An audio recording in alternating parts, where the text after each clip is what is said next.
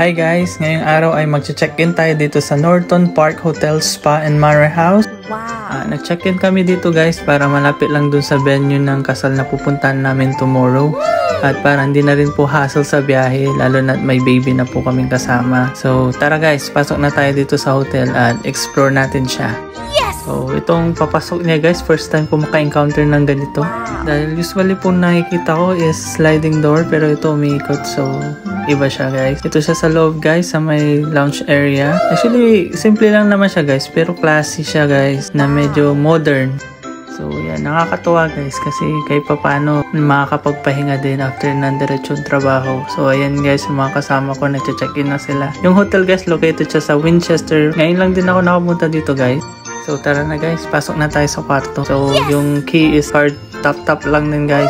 So sa part na to hindi naman tayo na culture shock guys kasi meron naman sa Pinas dito. So dito guys, pwede kami mag-request ng crib dahil may baby kami. Pero hindi din namin nagamit kasi masyado siyang mababa. Tapos yung foam hindi ganun kakapal. So feeling namin hindi magiging comfortable si baby pag nilagay namin doon. So ito na siya guys sa loob. Ayan, nakapagtanggal na ako ng sapatos pala guys. Kaya nakita niyo yung sapatos ko. Yun yung binili ko doon sa Portsmouth guys.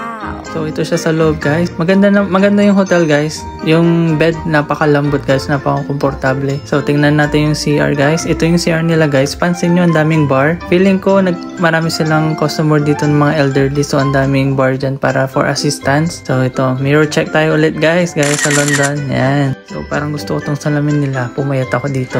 Although payat naman talaga ako guys. Yung chan ko lang talaga ang malaki. So yun yung mini-workout natin ngayon guys.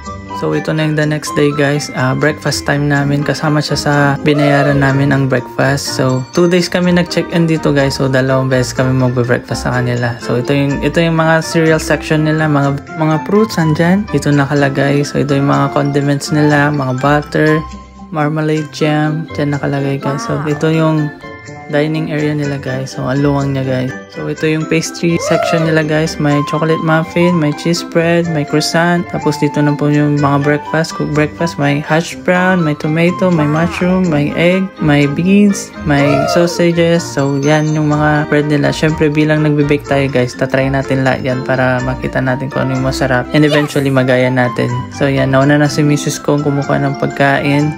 So, bread toast yung unang kinuha niya. Tapos, sinunod niya yung hash brown. Tapos, ako naman yung sumunod na kumuha, guys. So, bilang first time ko to, titikman natin lahat yan, guys. So, tigdadalawa ginawa ko. Nauna ang bread toast.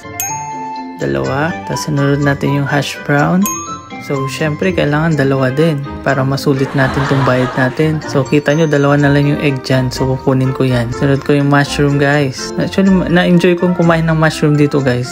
Kasi, hindi siya yung sa inkan. Fresh talaga siya. So, yan. Nilagay ko na yung egg, guys. Dahil 2 na lang yung naiwan. Pero after naman yan, guys, nirefill naman nila agad. So, ang isusunod natin yung beans guys kasi masarap siyang i-partner dun sa toast. Dito ko lang siya na-discover guys. So, ang bacon din nila guys masarap din. Hindi siya maalat kaya kumuha ko. Pati yung sausage guys, kumuha din ako ng 2. So, ito na yung plate ko guys. Punong-puno siya guys. Para masulit natin syempre. Ito yung tinatawag nilang English breakfast dito guys sa England.